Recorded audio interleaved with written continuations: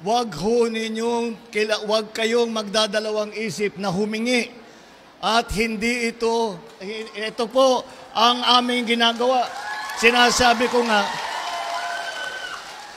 wag na kayong mag-thank you dahil trabaho talaga namin ito. Kaya pera ninyo ito, kaya binabalik lang namin sa inyo ito.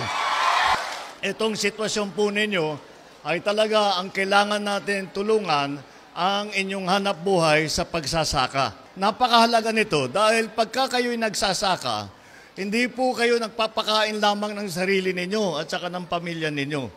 Yung sinasaka ninyo, yung tinatanim ninyo, yung inaani ninyo, ay kasama po yan sa pagpakain ng lahat ng mga Pilipino. Marami na po ng mga traktor, mga harvester na gano'n. Ngunit kahit papano, hindi talaga mawawala yung kalabaw sa pagsasaka natin.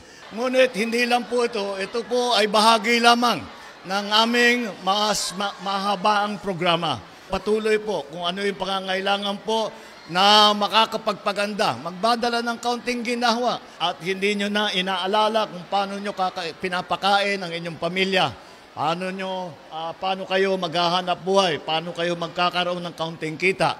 Yan po ang aming pangarap na maiabot ninyo yung ganong klaseng ginhawa sa inyong buhay.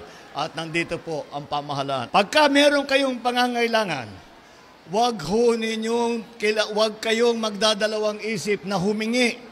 At hindi ito po ang aming ginagawa. Sinasabi ko nga, wag na kayong mag-thank you dahil trabaho talaga namin ito. Kaya pera ninyo ito, kaya binabalik lang namin sa inyo ito.